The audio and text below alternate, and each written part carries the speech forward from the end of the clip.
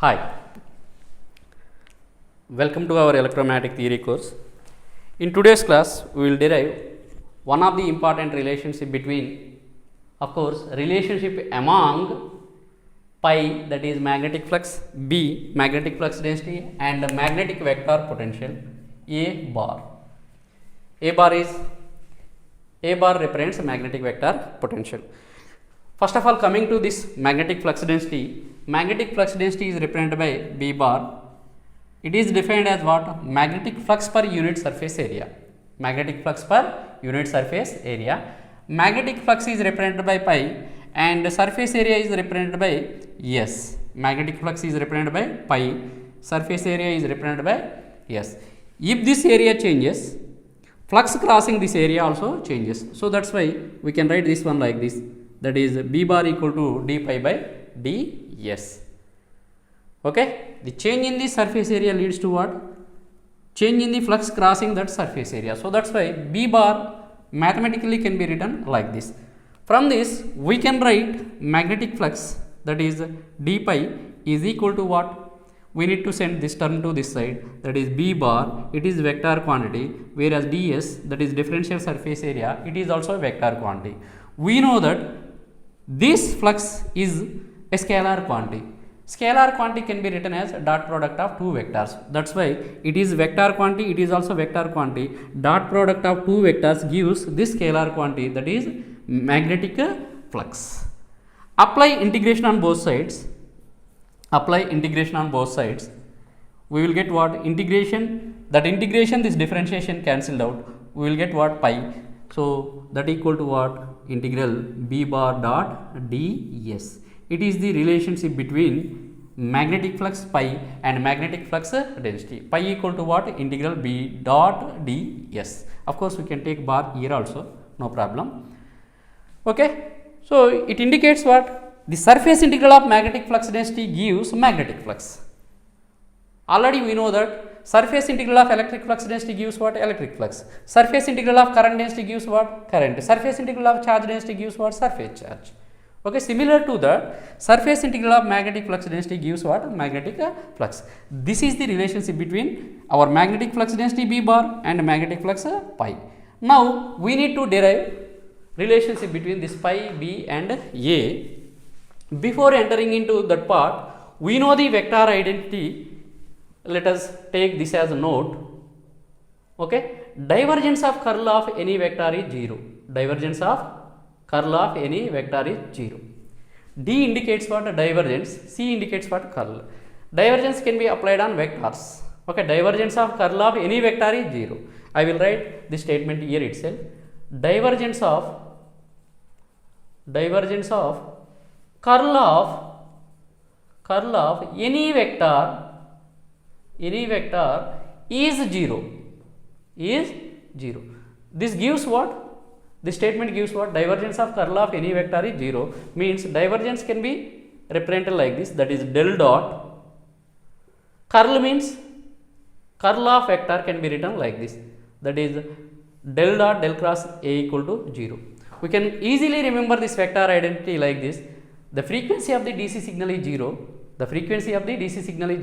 So then by remembering that statement, that is the frequency of the DC signal is 0, as that one is 0, DC is 0. That means DC frequency of the DC signal is 0. So that's why D means divergence of curl of any vector is 0. So this is, let us take this as equation 1. And we also know that del dot B bar, it is one of the Maxwell's equation, is 0. Actually we derived this equation from the Gauss law for magnetism.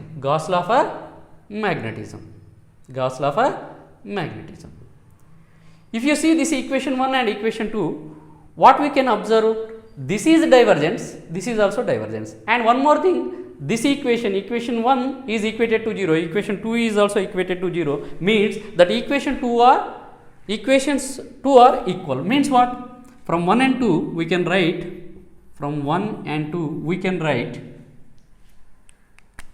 del dot del cross A should be equal to what? Del dot B. Why? Del dot B equal to 0, del dot del cross A is also 0. Means what? These two must be equal. So that's why we can write del dot del cross A equal to 0, del dot B equal to 0. This implies what? Del cross A is equal to B. Del cross A equal to B. Here I have del dot on left hand side, on right hand side also del dot. That del dot cancelled out. Remaining part is what? Del cross A equal to B. Now let us apply surface integral on both sides. Apply surface integral. So this is integration symbol. Okay. Let us apply surface integral on both sides. Surface integral on both sides. We will get.